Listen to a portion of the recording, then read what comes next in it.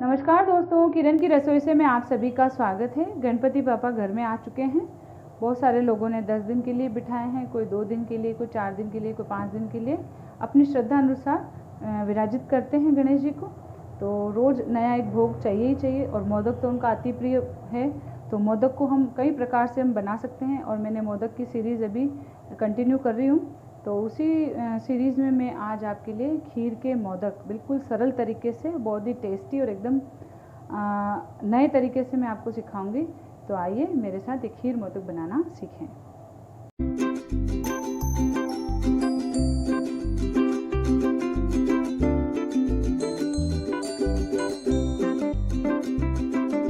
एक कढ़ाई में हम 1 टेबल स्पून पानी डालेंगे, और इसी में हम आधा लीटर फुल फैट क्रीम दूध, यानी जो भी अच्छा दूध हो गाढ़ा वो दूध ले लें आप, चाहे पैकेट वाला ले लें।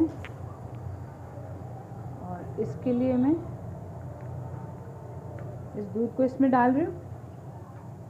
अब इस दूध को हम थोड़ी थोड़ी देर में हिलाएंगे और इसको गर्म होने देंगे और इसमें उबाला आने देंगे।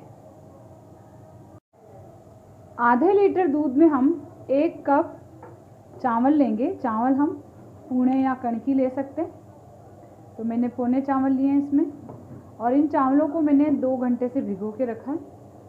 तो ये भीगने के बाद काफ़ी सॉफ्ट हो जाते हैं। इनको हम फिरनी के लिए जैसे मिक्सी में पीसते हैं, वैसे हमें इसको पीसना नहीं है, और इसको 3-4 पानी से अच्छे से धोना है। चावल को आप हमेशा पहले अच्छे से वॉश कर लें, फिर भिगो करके खीर में यूज़ करेंगे तो कभी भी खीर में जो है चावल की स्मेल नहीं आएगी। नहीं तो इसमें हल्का सा एक पाउडर की स्मेल आती रहती है, तो वो हमारी रेसिपी को ख़राब कर देती है। तो हम जो मोदक बनाएंगे उसमें भी हमें चावल का जो है ये वाली खुशबू नहीं चाहिए। तो हमने इसको बहुत अच्छे से बढ़िया धो लिया था पहले 4-5 पानी से, और अब हमने इसको भिगो के रखा। तो ये देखिए सफ़ेद सफ़ेद पानी हो रहा है। तो इसमें अब चावल हमारे काफ़ी अच्छे घुल गए हैं और साफ़ भी हो गए हैं। तो अब इसको हम हाथ से इस तरीके से रब करेंगे। हाथ से रब करने से ये चावल आपस में रगड़ खा करके छोटे हो जाएंगे। तो अगर आपके पास बारीक चावल है, कणकी है, तो आप कणकी को भी हल्का से 1-2 बार कर लें।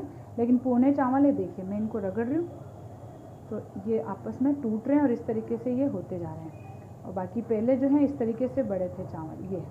और जब इनको हम रगड़ेंगे तो ये देखिए दरदरा सा इसका टेक्सचर हो जाएगा। इस तरीके से हाथ से रगड़ते हैं तो ये देखिए ये टेक्सचर हमको इसका करना है। तो मैं इसको अच्छे से रगड़ लेती हूँ। तो देखिए टूट चुके हैं हमारे चावल अच्छे से। अब इसका पानी हम रिमूव कर देंगे। देखिए पानी भी मैंने रिमूव कर दिया है और इनको अच्छे से रगड़ दिया है मैंने। अब इधर हमारे दूध में उबाला आ गया है। आँच हम कम कर देंगे, और ये जो चावल हमने धोए हैं और रगड़े हैं इनको थोड़ा थोड़ा करके इसमें डालेंगे, और चम्मच को लगातार चलाएंगे ताकि चावल से हमारा दूध फटे नहीं। और सारे चावल हम इस तरीके से डाल देते हैं इसमें। अब इसको हम कम आंच पर पकाएंगे और लगातार चलाते रहेंगे, क्योंकि अब जो चावल हैं हमारे वो काफ़ी टूट चुके हैं और आटे का टेक्सचर भी इसमें आ गया है, तो वो नीचे जाके चिपके नहीं। और इसमें एक अगला उबाला आए तब तक हम इसको लगातार चलाते रहेंगे। इस रेसिपी की ट्रिक एंड टिप्स आज की ये है कि चावल आप कितने ही ले लें, दूध आप कितना ही ले लें, मेन चीज़ जो है इसमें चावल को खीर की तरह दूध में पकाना है। बस इतना सा आपको ध्यान रखना है कि जैसे हम 1 लीटर में 1/2 कप खीर के लिए चावल लेते हैं, लेकिन इसमें हम आधा कप लेंगे, आधे से पौन कप तक भी ले सकते हैं। लेकिन हमने क्या किया, आधे लीटर में भी 1 कप लिया। यानी चावल को हमें दूध में पकाना है और वो डो फॉर्म में आ जाए, इतना गाढ़ा हमें पकाना है। तो चावल की मात्रा जब ज़्यादा होगी तभी हमारे मोदक के लिए डो बन पाएगा। तो ये इसमें उबाला आने वाला है, तो इसको लगातार चला रही हूँ मैं। अब इसमें उबाला आ रहा है धीरे धीरे, और इसको थोड़ा थोड़ा चलाऊँगी। आँच मैंने इसकी कम कर दी है, और इसके लिए मैं दूसरी चीज़ तैयारी कर लेती हूँ। इलायची कूट लेती हूँ। इलायची जो है ऑप्शनल है, ड्राई फ्रूट्स भी ऑप्शनल है। अगर आप चाहें तो डालें, आपको पसंद नहीं तो इसके बिना ही ये बहुत अच्छा लगेगा। तो मैं इलायची कूट लेती हूँ। ये 5 इलायची मैं इसमें कूट लूँगी। थोड़े से केसर के धागे ले लिए मैंने, और इसको मैं दूध में भिगो के रख देती हूँ।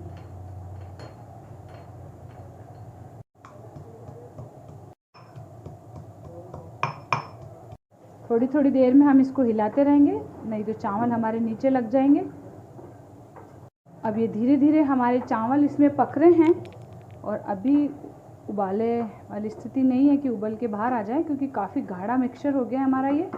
तो अब इसको हम थोड़ी देर ढक के पकाएंगे, फिर बीच बीच में हिलाएंगे ताकि ये भाप में अच्छे से चावल हमारे जल्दी से सॉफ्ट हो जाए।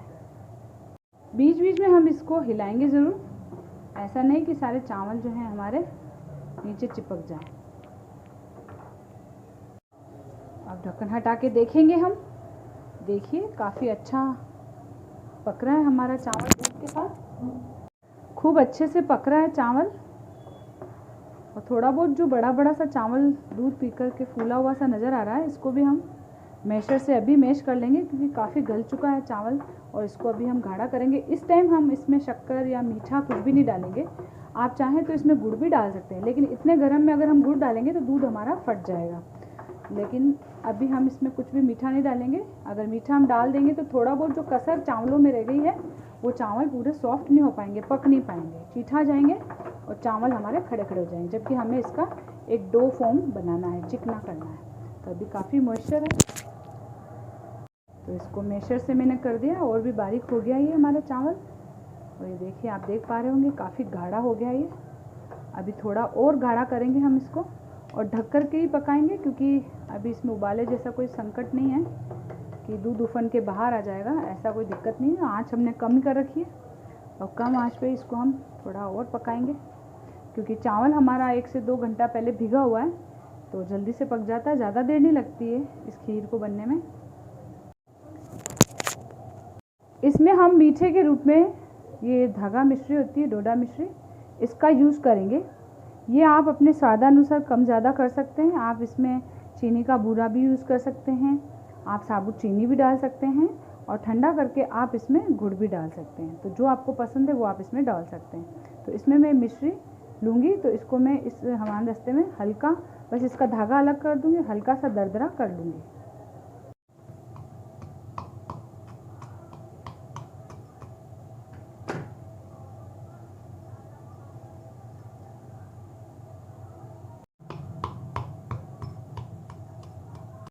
तो देखिए, धागा अलग कर दिया मैंने मिश्री का और इस तरीके से मोटा मोटा कर लिया है। ऐसे ही हमें रखना है। अब हम चेक कर लेते हैं। देखिए कितना अच्छे से हमारे गाढ़े हो गए चावल और खूब अच्छे से पक भी गए। इस टाइम इसमें हम स्वादानुसार मीठा डालेंगे, हमारा मिश्री या चीनी बूरा। और अगर गुड़ डालना है तो थोड़े देर बाद जब हम गैस बंद करेंगे तब हम डालेंगे। तो इसमें मैंने ये चीनी डाल दी अपने स्वादानुसार, 1/3 कप करीब डाल दी इसको मैंने। और अब इसको धीरे धीरे घुलने देंगे, क्योंकि अभी हमने मीठा डाला है तो ये भी अपना पानी रिलीज़ करेगी और धीरे धीरे जो है ये पकती जाएगी और ये शक्कर का मीठापन मिश्री का जो है इसको भी चावल सोख लेगा। क्योंकि हमारा डो अगर मीठा नहीं होगा तो फिर हमारे मोदक कितने अच्छे नहीं बनेंगे, वो भी तो मीठे होने चाहिए। तो इसलिए इसको हम अच्छे से इस तरीके से मिक्स कर रहे हैं और फिर से इसको हम ढक देंगे। आप चाहें तो इस टाइम इसमें केसर डाल सकते हैं, ड्राई फ्रूट्स चाहें तो वो भी डाल सकते हैं। अभी मैं पहले इसको घुलने देती हूँ, मिश्री को ढक देती हूँ। आँच हमने कम ही रख रखी है, बीच बीच में हम हिलाते रहेंगे। तो अब इसको चेक करेंगे, धीरे धीरे हमारी मिश्री भी मेल्ट हो रही है इसमें।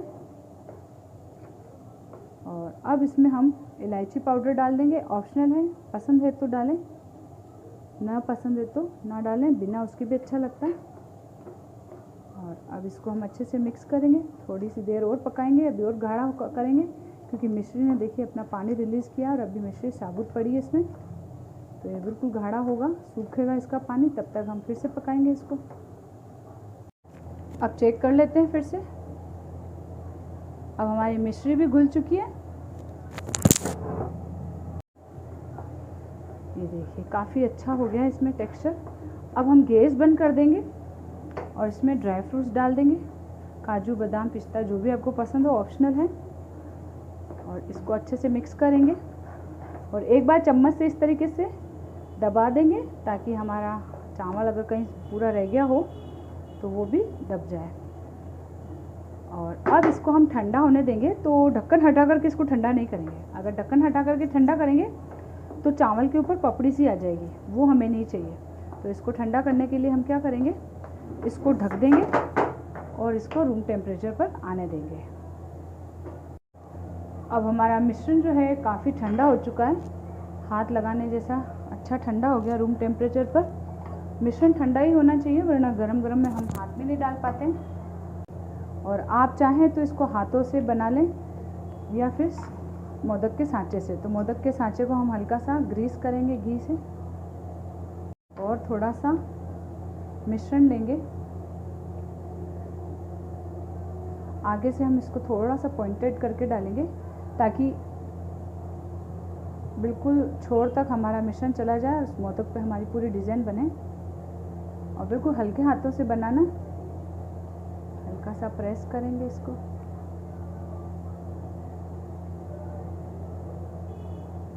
ये देखिए कितना अच्छे से बना है ये। बस मिश्रण हमारा ठंडा होना चाहिए। तो इस तरीके से मैं अपने सारे मोदक बना लेती हूँ।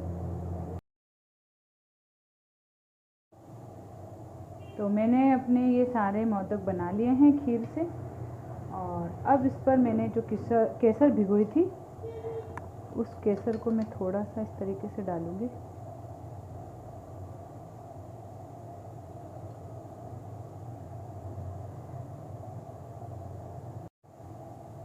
तो मैंने इस पर भीगा हुआ केसर इस तरीके से डाला है और इस पर केसर की पत्तियां भी लगा दी है। आप चाहें तो पिस्ता से गार्निश करें, आप चाहें तो चांदी के वर्क से गार्निश करें, या प्लेन ऐसे ही रखें वाइट, वैसा आप इसको डेकोरेट कर सकते हैं। केसर का टेस्ट बहुत अच्छा लगता है। आप चाहें तो पूरे खीर के अंदर केसर को कर दें तो येलो कलर के बन जाएंगे खीर मोदक।